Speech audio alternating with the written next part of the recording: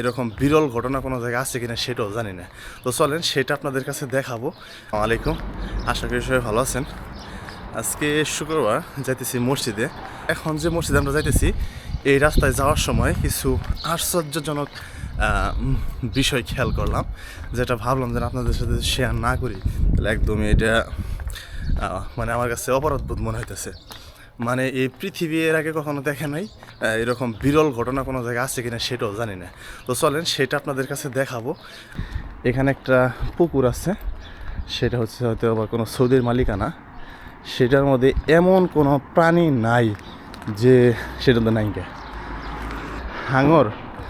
হাঙরের ছাউ বা বাচ্চা, কুমির, তারপর হচ্ছে আপনার বড় বড় যে ফিশগুলা, আর রুই কাতলা এগুলো তো আছেই। বিশেষ করে আমাদের দেশীয় মাছ, কিছু কিছু পাঙ্গাস।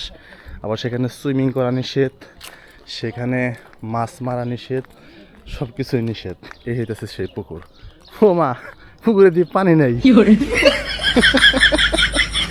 পুকুরে পানি নেই। এই হইতেছে সেই পুকুর। মূলত আসলে এই যে পুকুরটা দেখতেছেন, বৃষ্টি পানি নেই কেন, কারণ এই যে শরীর একটা কথা কই, এই যে দেখেন আপনার এই যে 15 জনের যে বাউন্ডারিটা করছে, দেখেন যে পরিমাণে রড ব্যবহার করছে বা শিক দিয়ে ব্যবহার দিচ্ছে, তাতে তো কমসে কম এই জায়গায় 10-20 হাজার রিয়ালের লাগছে, ঠিক আছে না? হ্যাঁ, বৃষ্টি হইলে যে পানিগুলো আসলে জমে, সেই পানিগুলো আসলে ওই জায়গায় যে আপনার রাস্তার যে পানিগুলো আছে ওই জায়গায় বা ওই জায়গায় যে জমে ওই পানিগুলো।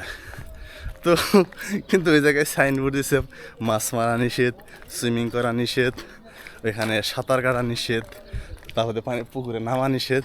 যদি ধরতে পারে তাহলে 1000 রিয়াল জরিমানা। তো সেই জন্য আপনাদেরকে একটু বললাম আর কি।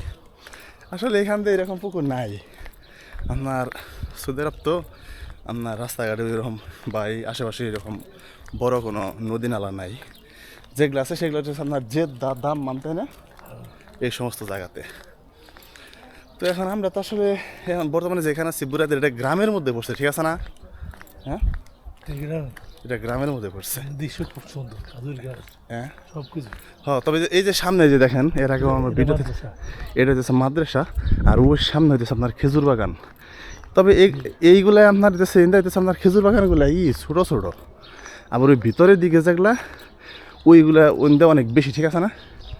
আর এটা কি এলো আপনার আমাদের বাংলাদেশের জন্য যে আপনার ক্লাস 1, 2, 3 এরকম এত বড় মাদ্রাসা না মনে হয়, এটা তাই না?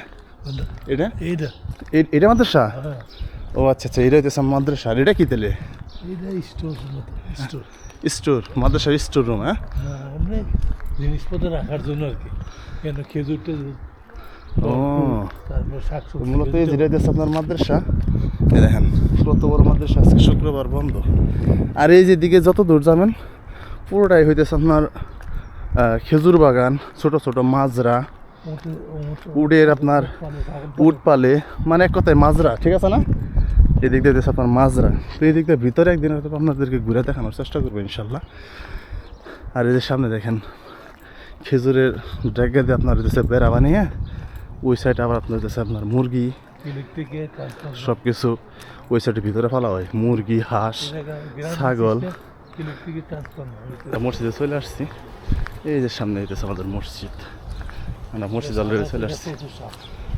এদিক দিয়ে সাপ আছে, তাই না? আর আসলে সৌদি আরবের যে সাপগুলো, এগুলো হচ্ছে আপনার ওই যে বাংলাদেশের যে রাসেস ভাইপার, ওইগুলো সাপ বেশি সৌদি আরব, যেহেতু মরুভূমির সাপ। তো মানে এদিক দিয়ে হচ্ছে আপনার রাসেস ভাইপার এইগুলাই বেশি থাকে। আর যে বাংলাদেশে যে কিছু জাতীয় সাপ আছে এগুলো খুব একটা দেখা যায় না। তো যাই হোক, মসজিদে চলে আসছি। ভালো থাকবেন, আবার অন্য কোনো ভিডিওতে কথা হবে। আসসালামু আলাইকুম।